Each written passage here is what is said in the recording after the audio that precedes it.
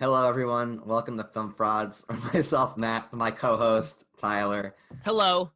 providing our fully unprofessional, 100% biased opinions on the movies of today, tomorrow, and yesteryear. Mark could not make it today because his other channel is more successful than ours in a matter of like 2 weeks. So he's moved beyond us.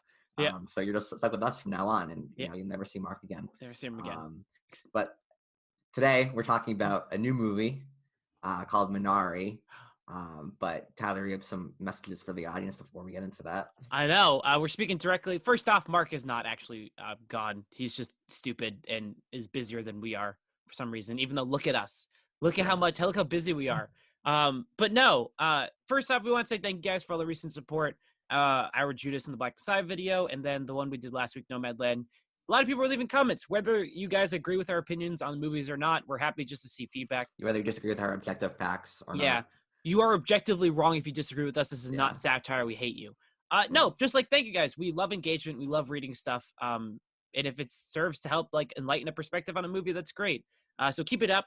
But also don't forget, we are on podcast app. So if you want an audio only version of this podcast to listen to on a car ride, so you can drive off a bridge to it.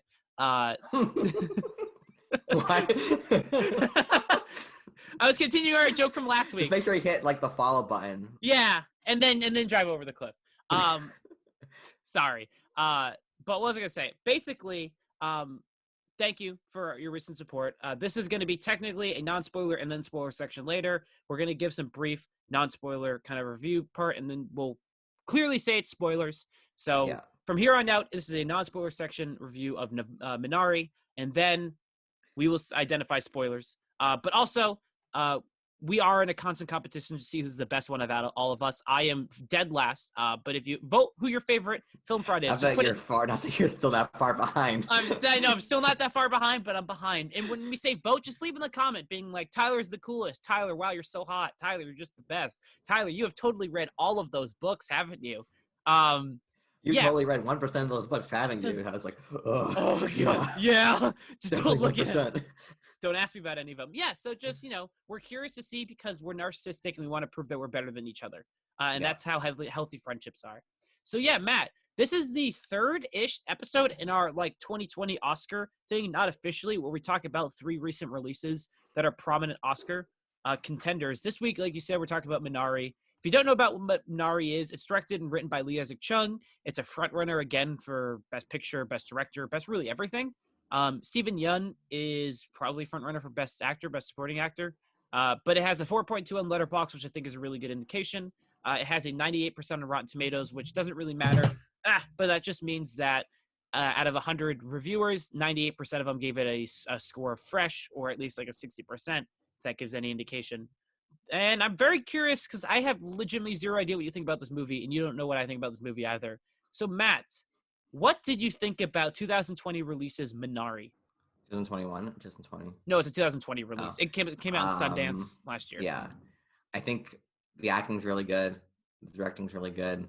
And the story is pretty okay. But I was really, really bored throughout most of the movie. Oh my God. What is wrong with you?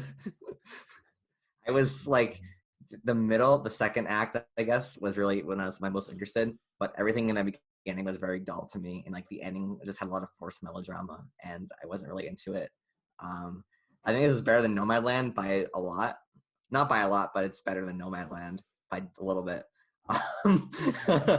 But I had to admit that I was very bored. I was into the characters to a certain extent, but like the movie felt so confused.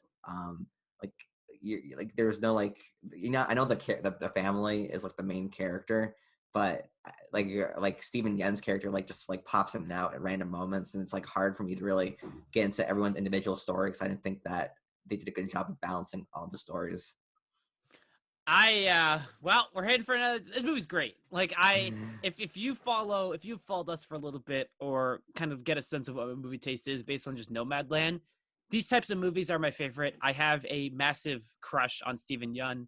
After Burning, where I basically sung Steven Yeun's praises for 2 hours in that review or whatever. It's no doubt that he is like the star of this movie, and he is a movie star in the making.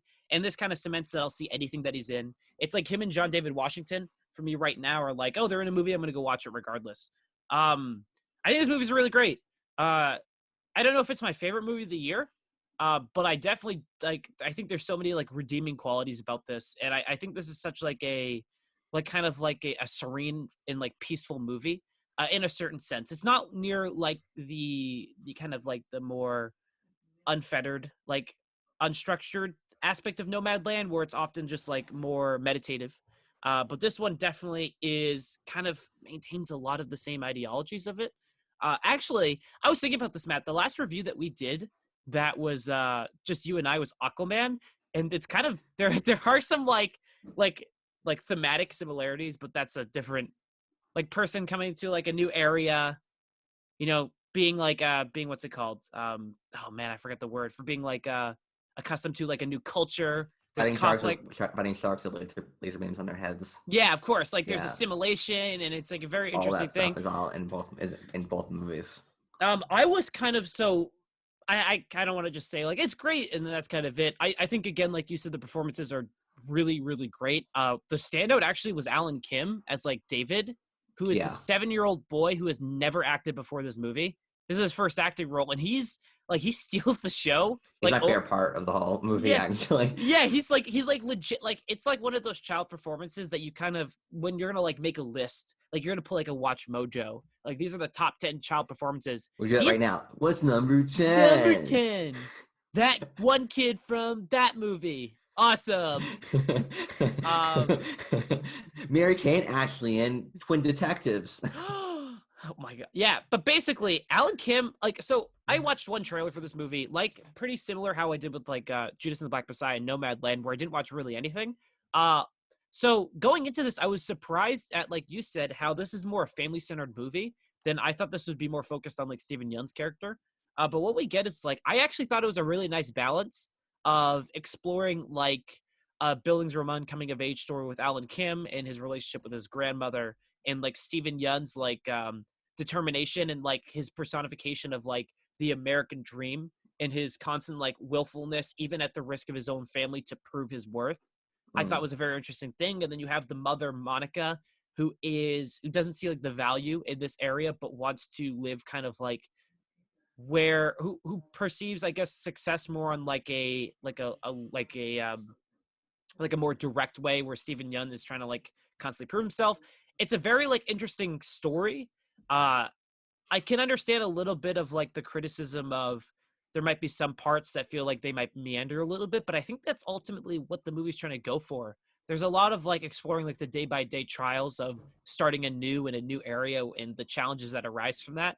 You see it with like Stephen Yeun as or his name is Jacob in the movie. Jacob like tries to like dig a well and plant like Korean vegetables, and then his first cell goes through, it doesn't work, and he gets really frustrated, and then his like his dug well dries up. His well didn't do well. His well didn't do well. Boo. I don't know. Like, I don't think this is like a perfect movie by any means, so I think this is a pretty damn good movie. Like, what really like Yeah, I was like, I think this movie would have been better if I'd seen it in the theaters. Um, I can because understand it's that. hard to watch a slow movie when you're at home and you have like the clock like staring right, like the clock staring right at you. Yeah. Like, I don't think really helped, but I would say just narratively, I feel like Stephen Yen's character just goes away in like the middle of the movie and is barely prevalent, which is like okay because I thought that's kind of they focus more on David's story with the grandma, Yeah. but at the same time, like when he came back, it just like I didn't like really feel his struggle personally. Really. Um, yeah, I mean, there is good stuff here. It's just like it was just so slow to me. I think I like pretty much every element about the movie except for the pacing, really. And Mm. I thought the pacing just drags it down. Um, Yeah, I can understand that. And to me, the movie is less about like Jacob's struggle, mhm. but rather like his kind of like like a begrudging acceptance for like the assistance of other people. Because you see, he starts off and he's like, I'm not gonna buy the well, and then digs the well, but the well dries up, and you have kind of like this like sense of religion with Paul, I believe. Yeah. who's constantly wants to bless the land, but he's like no. Or his wife Monica's like she wants to go to church and give money, and he doesn't really want to. He's more of kind of like the boots to the ground kind of guy. He wants to work and see like results.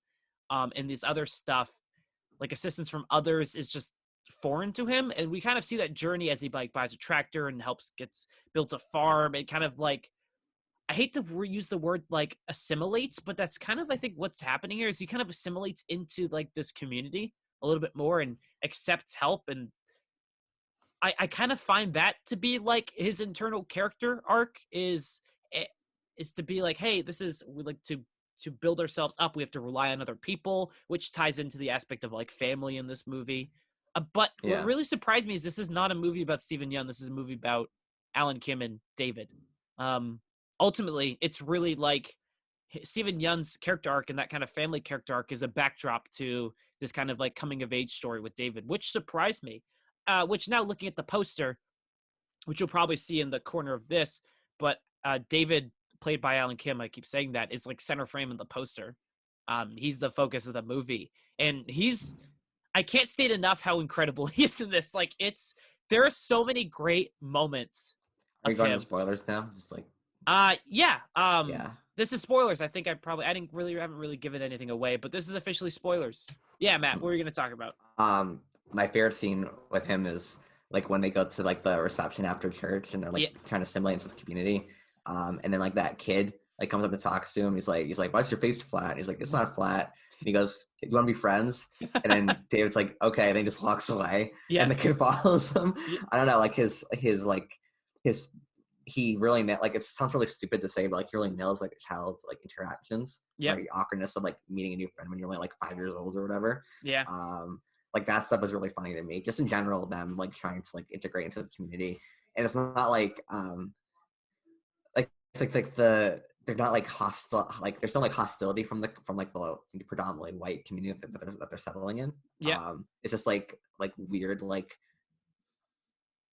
what's the word, like when like weird like cultural differences yeah. that I thought like when they're trying to figure it out was like pretty funny. Well, the sense So of like a sense of like all antagonism in the movie is like the internal family conflict. yeah, Um, well, I guess like in the sense that, I mean, Jacob tries to sell to someone in like Dallas, and then that falls through, and then but that's really it. Like the community that he lives in, even when David goes to stay over at his friend's house, his dad, who like you can play like the movies takes place in like Arkansas, and if yeah, you want to play into like very like contemporary stereotypes of like Southern people, you have this chance to explore like, I guess, like racism in a certain sense.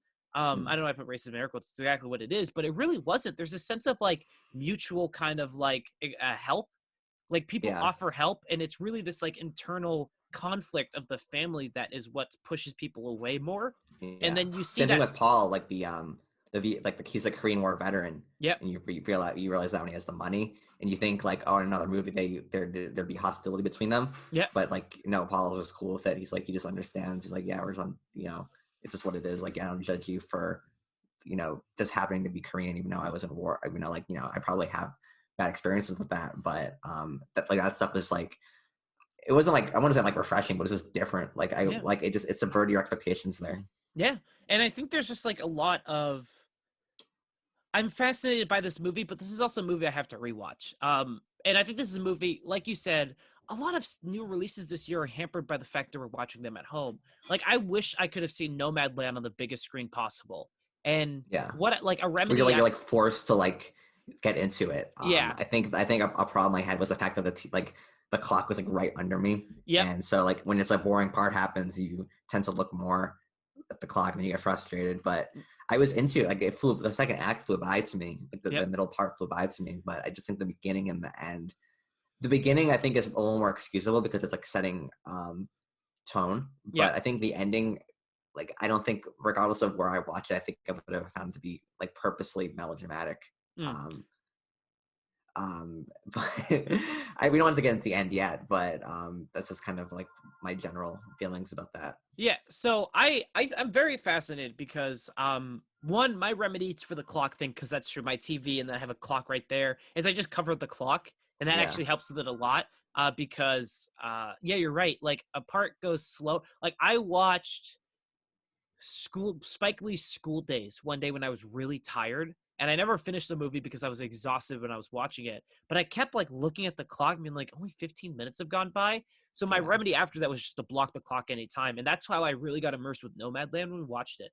But like for me with Minari, like I was kind of like I don't really have any pacing issues with this movie. I can understand people having pacing issues, but to me, a lot of these slower parts are meant to build like the sense of like progression in a certain sense and tackling like the everyday struggles.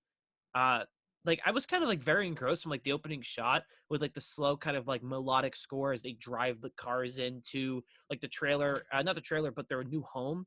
And you Yeah. kind of get this like they look up and they're like, or at least Monica's like, this is it. It's on wheels. Um, which I think is like a really nice juxtaposition the movie does between the parents and their kind of like their long history of not long history of conflict, but their clear and well defined conflict. I meant to say. Yeah. Um, Like they're fighting in the beginning, and it's not like a big deal. yep. Like they're like not at the beginning, but like that night, like they're fighting about their current situation. Like the kids are like writing the letters on Yep. the paper airplanes. I like that because it's just like there's it's not like a big thing that they fight. It's something that they do because you understand they're economically frustrated with Yep. what and so that stuff I liked. What were you gonna say? I was gonna say, it's a nice juxtaposition between that and more the childhood perspective of building paper airplanes and throwing it at their parents. But Yeah. this movie also does an excellent job of showing that there is like love and communication between the two. One of my favorite scenes in the movie is when Monica washes Yeah, that's a Jacob's good scene. hair, and Yeah. he's just like, "I'll take care of us," and like it's just like this very like personal moment where he just looks exhausted. Because And that's when he hurts his arm and he yeah, can't move it. Yeah. and it's just like this very just like you're like this is like it's like it feels like it's like a very like accurate representation of marriage to like economic struggle where there Yeah. is this like it's a marriage strained because these people want different things for each other, but there is still this like sense of connection, Yeah. which So like that's kind of like where I kind of problems with the ending because hmm, I think the movie sets up in the beginning that it's supposed to be like a more realistic look at like a family that's under harsh economic times, like a foreign family, like an immigrant family that's under harsh economic times. yep, It's like fighting is just a thing that happens. But yep, then at the end, they have like the fight, which I yep. which I thought was kind of contradictory, and kind of more of a cliche, which I thought the movie was avoiding up to that point. Um, I don't know what you thought about like that See, I, comparison. I think there's a lot that we are clearly not. This is a South Korean movie. We are clearly not of. We don't have a lot of extensive knowledge about South Korean culture. But to me, from what I perceive and what I briefly know, is that I've seen there's him in 4 times, you've seen a hit. Oh my Tyler. God, So you're basically an expert.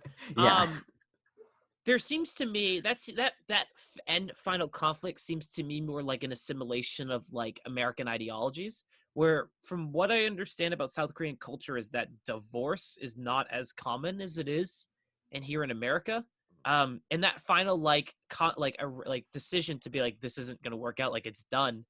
They have that fight after they find out that David, his heart conditions, like it's going away, and whatever they're doing they should keep it up because he will get better. yeah, um that seems to me like the recognition that they are becoming more assimilated to like American culture is that they can make this decision. But it also should be stated, and I don't know if we made this clear or not, they are not, their decision to move to Arkansas is not a move from Korea to Arkansas. They lived in California for 10 years yeah. before that. But I found that to be like a decision that fit within the thematic and kind of like narrative structure. It was like representative, but again, I can understand kind of having that. And to me, I don't want to jump ahead to the end just yet, but to me, the ending isn't like melodramatic at all because that's when the movie like reveals it's like true intentions of the movie, I guess. Um, and like the decision, Reveals it's a prequel to Burning as well. yeah, Stephen Yun definitely has a connection to barn burning, Yeah, which is awesome. I don't know, like I'm not a big fan of like reviews where it's like it just works for me.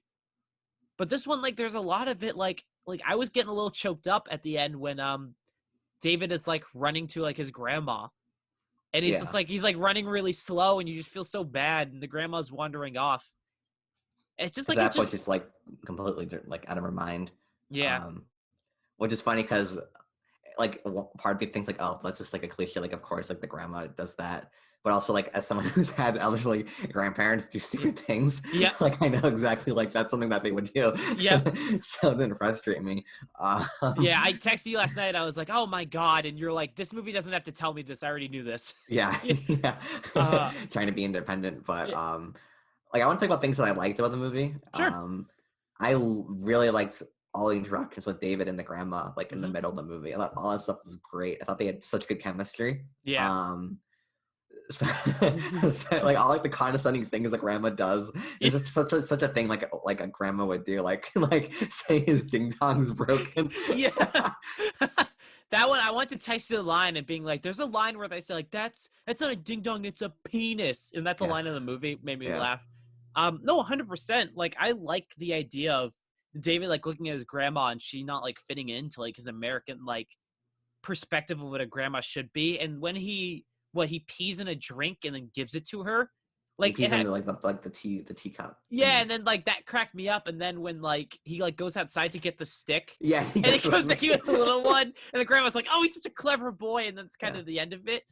There's so much like you're right. Like this actor so perfectly captures what it's like to be a kid without any like the Hollywood like fluff. yeah. It's just like Serenity. Things are more peaceful and like antagonisms that aren't antagonisms, but just because they're such a young age are perceived to be antagonisms.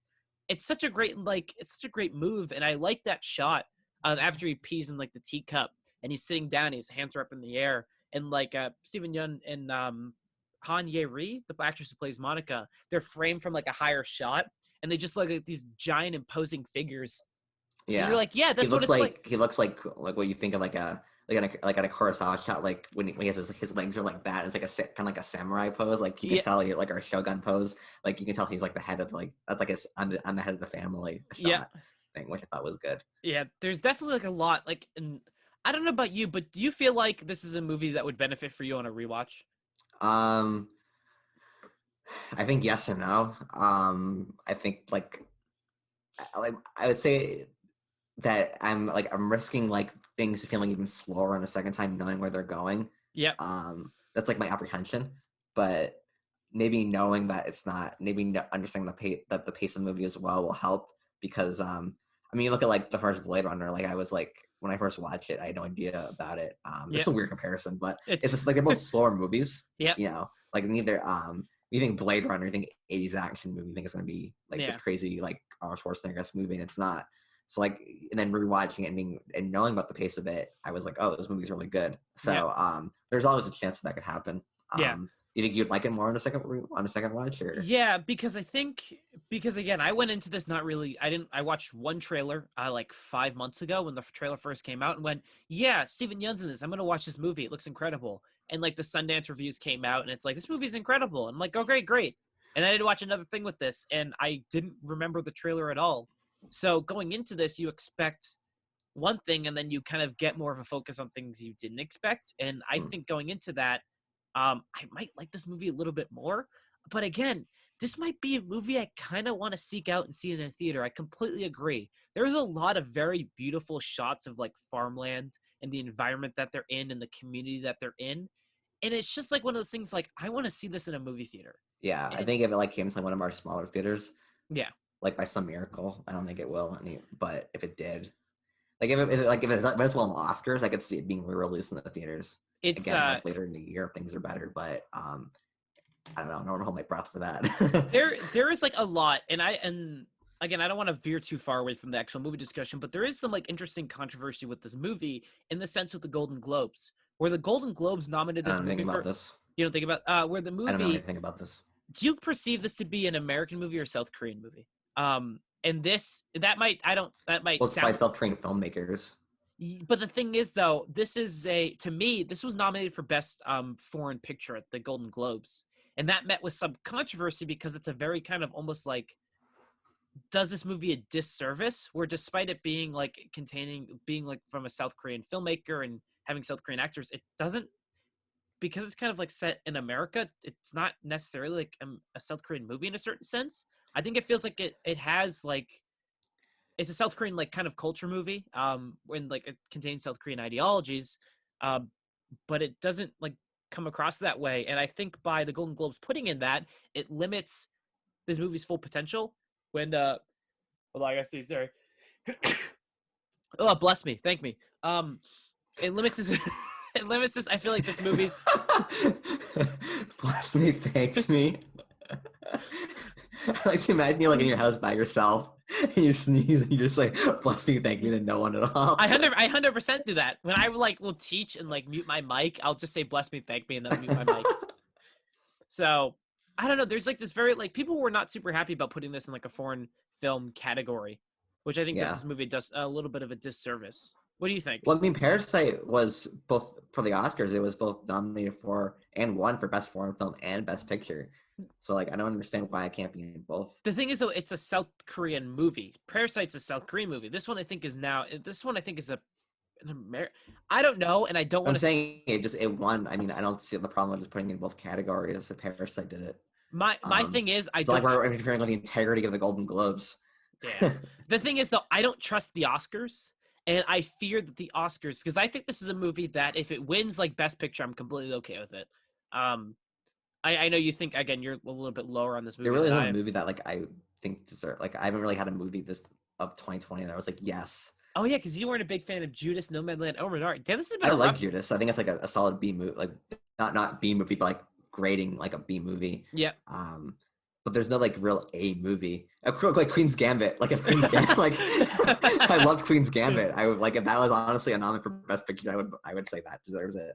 This has been a long 3 weeks for you, hasn't it? I mean, I like Judas and Black Messiah a lot.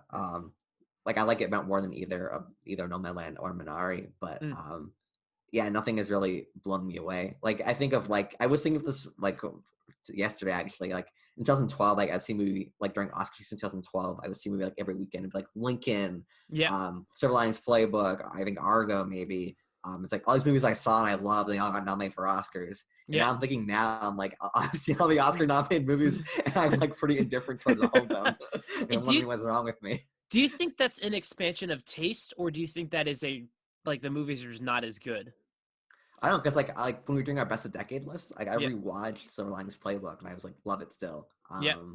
So I don't know. I think I would say it has more to do probably a mixture of not being in the theaters. Also, like my taste has changed. Like I think maybe when I was younger, like when I saw Oscar nominated movie, I immediately assumed there was like a certain level of greatness it would be at. I don't know. I don't think it's necessarily me like just being cynical or whatever. I think that it might have to do with the quality of movies as well. Okay.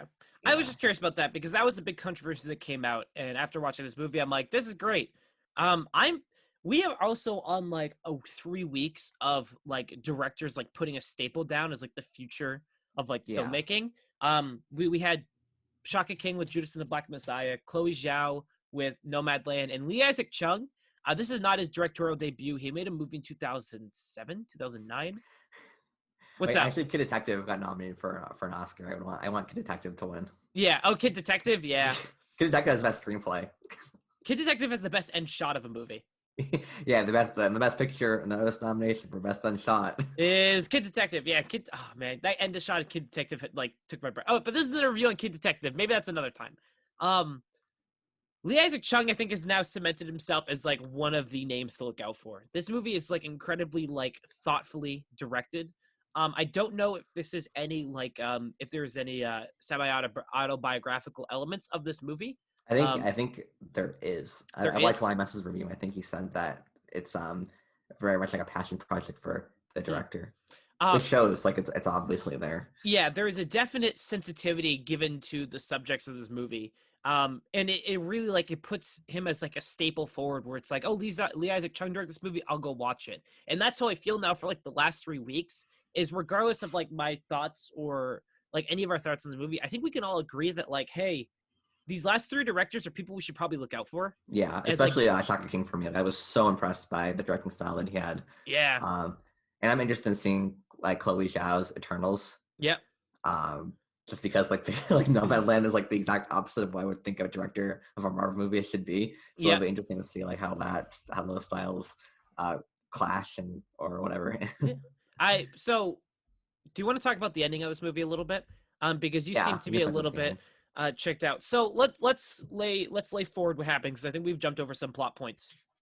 At what point about 2/3 of the way through the movie, the grandmother in this suffers a stroke, and it's a stroke that limits her, I guess, kind of like motor functions and her ability to like move and ability to speak. She is still living with the family, but um, this is really like sad scene slightly where David, not knowing what happens, wakes up and like sees his grandma like has like peed the bed because Yeah, she had suffered a stroke, and it's like as adults we can look at that and go, that's really sad, but in the movie perspective he's just like, you peed the bed like I did. And yeah, it's like it's a and the grandma's like yelling like to get help, and yeah, it's he like just this doesn't very like he doesn't understand what's going on. yeah, and it's just like the scene where you're just like, oh, like you just kind of like you feel for a little bit, but ultimately they Jacob finds someone in Oklahoma to buy his vegetables, and then they also go to Oklahoma to check out David's heart. Oh, they find that it's better. Jacob and Monica, after the Oklahoma thing, where they kind of like Jacob kind of admits that he would rather his farm succeed than his family stay together, which is like a very like interesting like thing um to explore, like this movie that has put forth this like the family structure and Yeah, the like import. he outpretends are like the guys that he's doing it for his family, but it's Yeah, really he just wants to be successful. yeah, there's this great line in the movie where he's like, I just want like them, referring to his kids, to see me succeed at something in my life for once. And you're just Yeah, like, you're like, oh, and there's like this wonderful, not wonderful, but there's definitely the subtle commentary on like masculinity and like a patriarchal structure and like the roles we place on like men in this kind of like society and what that means in like other cultures. It's a very interesting thing um that I'm glad the movie touched on, which I think is very important to talk about. But basically, they go away, and in that meantime, the grandmothers, I think, attempt to do chores. And then she accidentally starts a fire, which burns down the barn, which has all the crops that Jacob has harvested and was going to sell. They all get back, and then a bunch of chaos kind of ensues slightly. The grandmother starts to walk away in distress, and then David chases after her in a scene that like choked me up a little bit. What do you think? What was melodramatic about the ending to you? Can you talk about it for me? first like the fight before, Yeah, um, it just felt like I felt like I just like the beginning of the movie when they're fighting set up that there's not going to be like a climactic fight yeah, in the movie, and then they end up having like the dramatic fight at the end.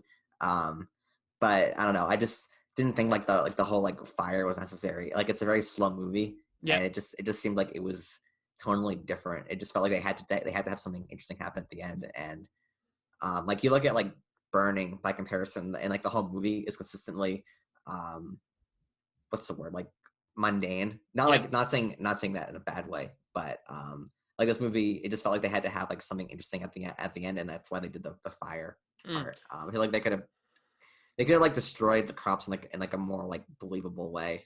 Yeah. Well, so I want to push back on that slightly. I think they do slightly establish that they are being a little reckless with the fire. They're like, we have to burn our trash from now on, and the first thought we get of that is like a part in the trash like pops up a little bit and they run away. It does establish that like this is an unsafe treatment of it.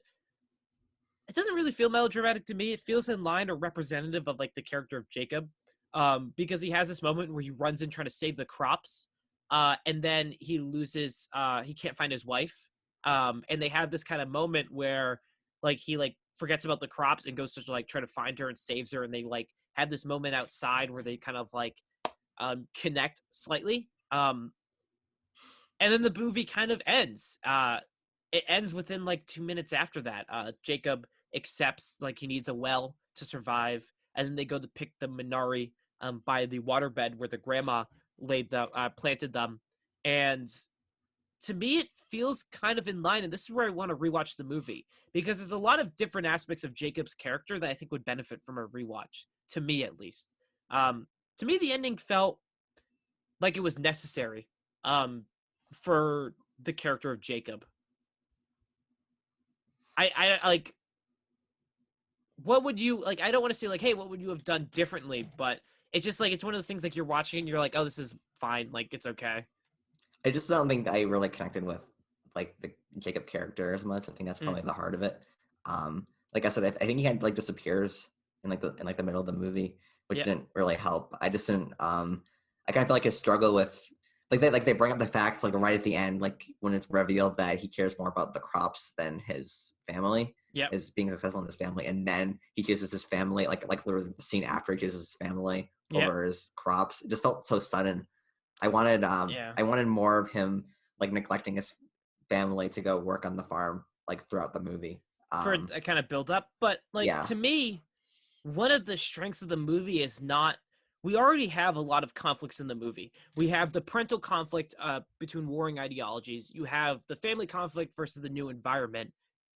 I kind of like the fact that the parents in this movie are good parents and they have a good relationship with their I kids. don't want them to be like bad parents. I just want it to be like a believable like rejection. Like I don't want it to be like why isn't dad coming home? Like things like that. I just want it to be like he's like you just tell he's coming home late and like collapsing on the bed or whatever. And Okay. like he's just not like I don't want any like I'm saying I don't want anything like particularly dramatic about it. Like I feel like I, there's a way to do without it being like him going like it's like he's like Dad, let's play baseball. No, son, I have to go tend the crops. You can go talk to grandma, but grandma called me a pretty boy. No, she I she she don't doesn't want smell that. like a grandma. Yeah, Yeah. I to me watching like this so I can completely understand where you come from on this, where you're just like it didn't feel like it felt like a sudden kind of like narrative shift, character arc kind of shift and stuff like that. To me, a lot of the strengths in the movie are this kind of like slow build where you see Jacob and Monica be good and like receptive parents. And I do want to get to the character of like the older daughter for a second because I was very curious about that. And I do want to talk about that because we haven't even mentioned that because there are two kids in this movie, believe it or not. there's a reason why we haven't really mentioned her. Yeah, there's a reason we haven't mentioned her, which is also I that might be something, but I'll talk about that in a second. But we see that they are good parents who genuinely want the best for their kids, but their best for the kids are two different ideologies, and we find out slowly as the farm becomes more and more of a true kind of like actual perceivable and tangible goal for Jacob that the focus away from what's best for my family becomes what I want and what I need to prove. And I think that was a natural, nice progression because then faced in like the challenge of adversity, whether that be through the actual tangible consequences of his wife going like they're like this, we're done, kind of like that, and then realizing like the crops have burnt down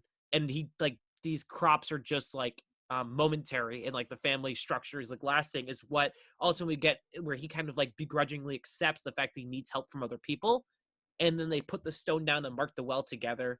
And to me it felt like this nice natural sense of progression I mean, he where gets help from the veteran Paul. but he gets the start of the movie establishes he's like, oh, I'm not gonna pay $300 for a well or whatever. Yeah, He's like, stupid Americans who don't use their head is like a line in the movie. But he then accepts with the help of his wife. I don't believe they split by the end of the movie. That he does need this. He needs to rely on other people. And to me, yeah, that felt like a very nice, natural, progressive arc for a side character.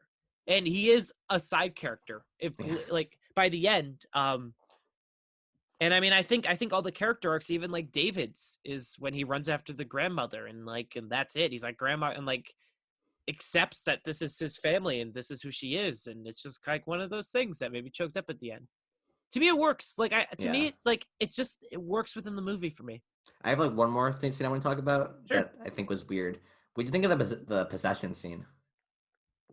Where Paul like Paul comes after the grandma suffers a stroke and comes and tries to clean the demons out. see, that's where it benefits on a rewatch. To me, that's like one of those scenes where it's like kind of like an assimilation of like culture, where you Yeah, have this like devout religious figure, which I'm actually like surprised this movie didn't like there's no like anti-religious kind of like commentary in this movie. Like they treat Paul, despite him being more of like a not a fanatic, I guess, but like eccentric. eccentric. Thank you. That's actually a really good word for that. Um, he's never treated like a joke, which I thought was a nice like. He walks with like the cross, and they're just like, "What are you doing?" And he's like, "This is what I do," and they're like, "Okay, He's like, oh, Sunday. I'm like, yeah, okay. yeah." What do you think? What do you think of the? I so the movie has like a dry humor to it at Mhm. times, and like I was confused as to whether I was supposed to be laughing at the scene or like taking it seriously.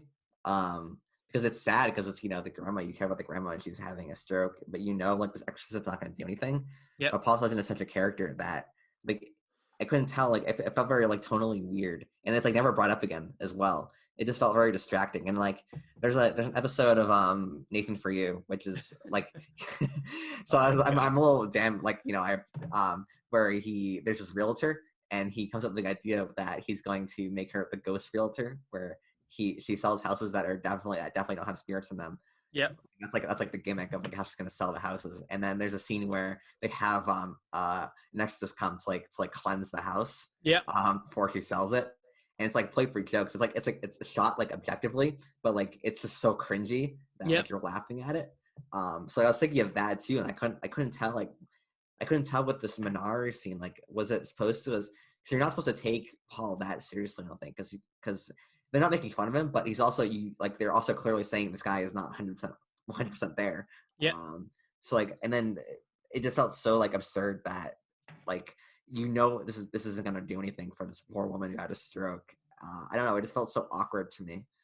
Tim, I can understand that completely. I can understand because there is a sense of like dry humor constantly like pervading throughout. This is a movie with a lot of drama, but it's also a movie with a lot of like moments of like levity a little bit. Yeah.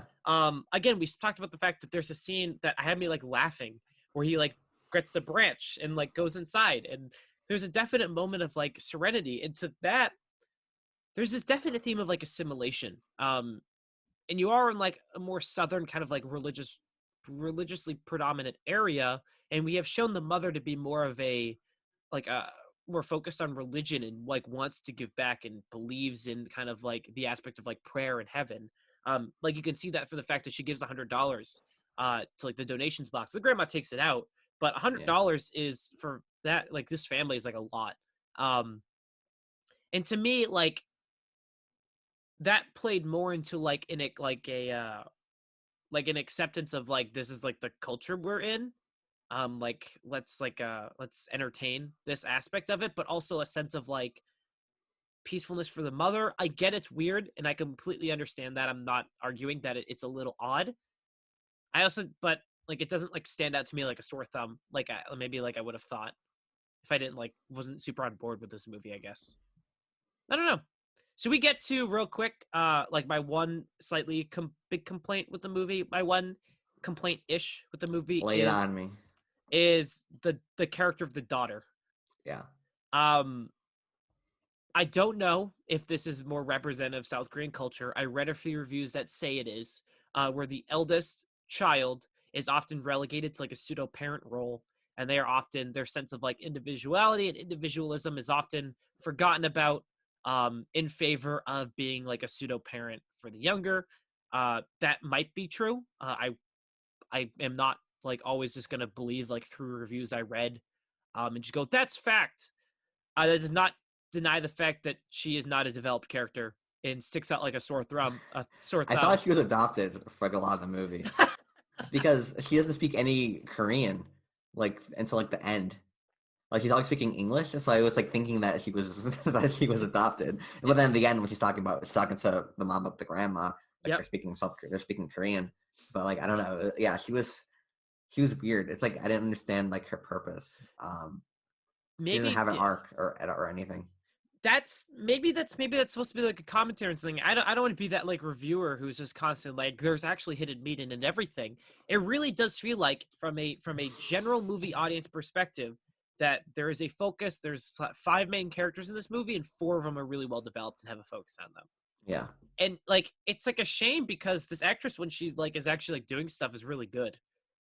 She's a good actress. She has some pretty good like dry humor to her, like with like the girl saying like like fairly racist like sounds and saying is this in your language, and then her reactions like she's so like it's so like it's like it's very like it could be offensive, but like the delivery like it's so like innocent from the American girl, like she doesn't know what she's doing is insulting, and neither is the girl taking it as an insult from what I could tell. Like that stuff, like she has very good delivery with that stuff. She's clearly talented. So it was weird that she didn't have that much of like a point, like a role in the movie as a whole.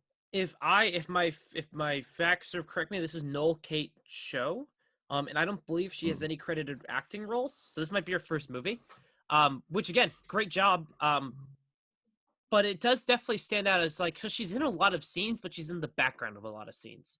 And I don't know if that's supposed to be a commentary on like the age difference and how she more willingly wants to assimilate into kind of like American culture. I don't know what that is, but I don't think that hides the fact that she's not a developed character, despite being like, despite this movie's focus on, like you said at the beginning of the movie, the main character of this movie is the family structure. And despite that, despite not having many members of this family, she's not a developed character and does stand out a few times where she often will like come in and like interact with David and then leave. And then you're just like, I wanted more because I feel like there's this like preteen, still adolescence element of this movie to explore and the impacts on that, but there isn't. Mm. I don't know. What else did you think? Do you have any like final thoughts on this movie? Any final like criticisms, compliments? I think I the think I've said scores. everything that I have to say. Yes, I like the Yeah. score a lot in this movie. I think the Oh yeah, score the is really good. score is very good. Yeah, Like the ending credits song yeah, was really good. I yeah, listened to it for like a while after, you yeah. know. The score is really great. Not like Again, I think normally like when I was dying, I immediately pull the USB port out of my computer. It's like I do something else with my life now. I need you something productive. No, just to do a quick recap for me. Let's do a quick recap on our thoughts before we get to grades. For me, this movie's really great. I think I like Nomadland better. I think the performances in this movie are better. Um, I love Steven Yeun with like all my heart. Like I will legitimately die for him I if don't he watch comes. Mayhem. I gotta watch Mayhem. That I wanted to watch it this week, but just didn't get a chance. Um, I would legitimately die for Steven Yeun if he came in this room right now and was like, "Take me." I would just we wouldn't have the end of the podcast. He's my Just favorite. be perpetually recording. I'd be perpetually recording. I would save it. Yes. Performances are great all around. I think the score is really great. I think Lee Isaac Chung directs a really phenomenal movie. Um, I think there's a lot of like wonderfully like developed themes and character arcs, and I think things work for me. I do think the daughter is a little underdeveloped, um, which does stand out at certain parts of the movie. I don't think it's a major detractor, uh, but I can understand like people being like that really stands out. I do agree that sometimes the pacing can be a little wonky, but it doesn't really. Again, it's not a major complaint to me, and I think the cinematography in this movie is great. And there's a lot Yeah, of I like, would say like I appreciate the acting a lot in the movie. The cinematography directing is all really great, and you can tell it's like a passion project for the filmmaker. yep, But I'd say that the pace really kind of cripples the movie for me, especially in the beginning, like in the first act and the third act. And I think that overall, I found Stephen Yen's character to like not. I feel like his arc wasn't really as deserved as it could have been. yep, I didn't feel like the change in his character towards the end that I should have felt, or the movie wanted me to feel. But it's a movie that like No Man's Land I don't have any interest in seeing again, yep. but this movie I would definitely be interested in seeing again, like in a theater. Yeah, I completely agree. Um, and I'm again just I don't want to be someone who's like the things are great. Cinematography is great in this movie because of the use of like the environment and the color. Color in nature is it's very vibrant in this movie to place a heavy emphasis on the importance of it. At least with reference to Jacob, and that's often in contrast with like the more gray kind of like shots of the buildings and the town. This movie definitely has a heavy emphasis on like childhood, like adolescence, and Yeah. viewing things from that perspective, which I think is awesome. But yeah, that's a review from Minari. Now we're gonna get to grades. We're grade stuff on an A, B, C, D, F scale. I know plus or minuses, but now we've kind of resorted to low and highs. And I'm gonna unfortunately take from that system this time. Um, Matt, what are you gonna give Minari 2020? I'm gonna Directed give by Lisa it Chung.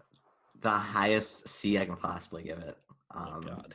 it was just like I just think that I can't deny the fact that I was bored throughout a lot of it. Mm. And I didn't think and I wasn't particularly satisfied with the ending. But again, like I'm open minded to seeing it again, which is a compliment for the movie. Yep. Damn. This has been an interesting few weeks for you, Matt. Yeah. I'm gonna give this movie a low A. Um, I do have some detractions of it, but they're nothing big, and I think the overall product is a really, really great movie. Uh, I don't think it's as good as Nomadland. I don't want to compare the movies, but to me, this is something that I want to rewatch. I will rewatch again. I could see myself checking out again in like a few months, just before like the Oscars come out, maybe just to like one up and remind myself how great Stephen Yeun is, and that I love Stephen Yeun. and I will see anything he's in now. Call me Stephen Yun. I'm available. Just comment, please. Reach out. Hi, Stephen Yun. I'm gonna I'll tag date him on him. when I tweet this podcast out. I'm gonna tag him like, "Hey, Stephen Yun." Okay, yeah. Like block He won't see everything. it, but okay. Yeah, maybe he will. Maybe he's like, I'm gonna check out what these like two white guys say about Yeah. a movie. So yeah, that's our Minari review. Yeah. I think this is the end of our like Oscar stuff for now, where we're talking about Oscar movies. Maybe one might come back up again, but for all I know, this is done. Matt, what's our call to action? What are we doing next week? Like, comment, subscribe, Confield, Film Fraud, as long as it's me. You're on Spotify, YouTube, iTunes, but you're probably watching this on YouTube. Comment anything. Comment your favorite Stephen Yun performance.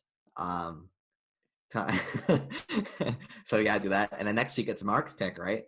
I believe so. Yeah, Mark's not here. He actually texted me. He wants to review Airbuds 7th inning fetch. It was definitely an interesting choice for him. I think he said it was added to the Criterion channel recently. Oh my God! Wow. She wants to check that out, but it'll be pretty interesting. I'm glad. So, yeah, Airbuds 7th inning fetch next week. I'm glad. I'm glad Criterion finally added a good movie to the rights. I know, like they were shilling out to those David Lynch Reddit weirdos for the longest time, and they finally have added a quality piece of cinema movie where a dog plays baseball. Oh my God, this is the best. Yeah, we're watching Airbud next week. What are we watching actually? You want us to watch Dog Days Afternoon or something? No, because this is a recommendation next week. It's not a director series.